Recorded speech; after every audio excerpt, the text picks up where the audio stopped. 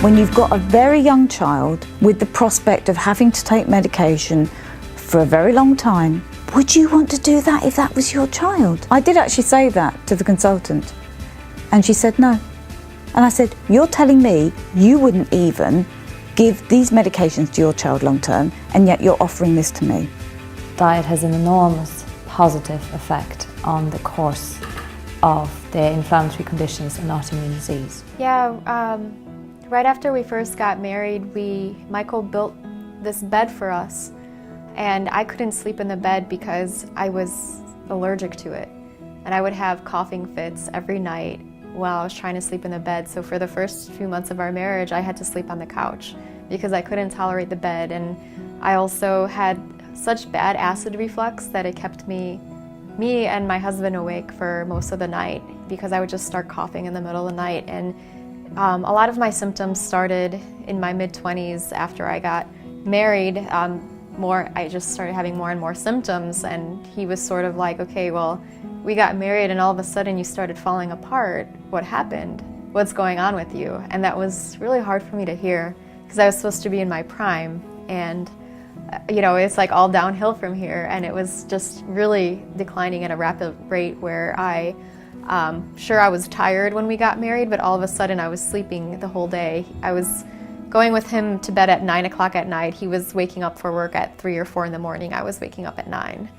And I remember there were just days where he'd be working all day and he'd come home and I had just been resting the whole day and he'd have to cook for me, and I just felt worthless because I felt like I really wasn't contributing anything to society, our relationship, and I'd always been kind of a go-getter, and it was like very, very hard for me to go through that, to see just all of these things being taken from me, that I couldn't even sleep on a bed, and I couldn't even sleep at night because I was constantly coughing. And then I developed carpal tunnel in both of my arms. I used to visit people with disabilities in their homes to help to optimize their medications, oftentimes taking them off of medications so they'd have a better life.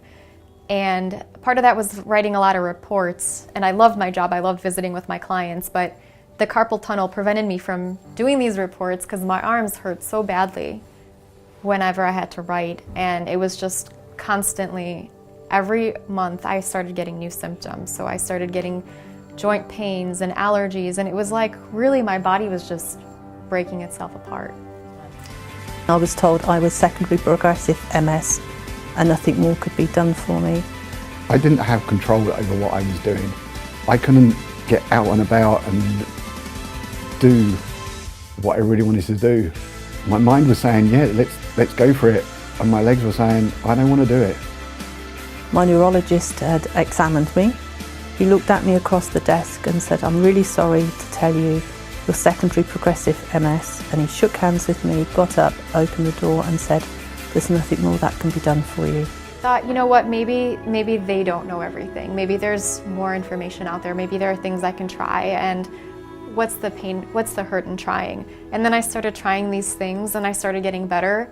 My acid reflux went away within 3 days on a gluten-free and dairy-free diet. I had it for 3 years. 3 years I was coughing and vomiting and waking up in the middle of the night to cough. And that was gone in 3 days with just a gluten-free, dairy-free diet. And everything just started melting away. Within 3 to 6 months, my hair loss stopped and I started to have hair again. I lost a third of my hair at one point.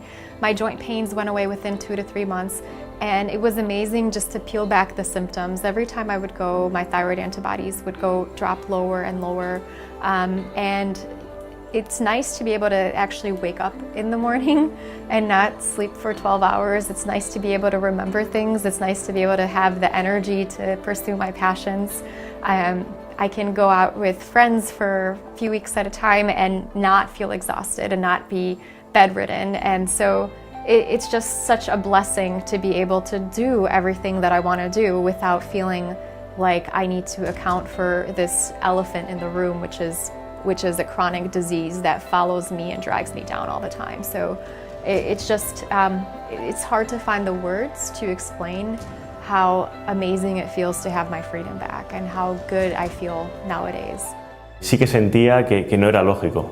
O O sea, no era lógico que por un lado te digan tienes que tomar esta cantidad de hidratos de carbono para inyectarte esta cantidad de insulina. Si como menos carbohidratos, pues necesito menos insulina. Y funcionó. Pasé de inyectarme 20 unidades cada día a inyectarme 4 unidades cada día de insulina. Eso es muchísimo.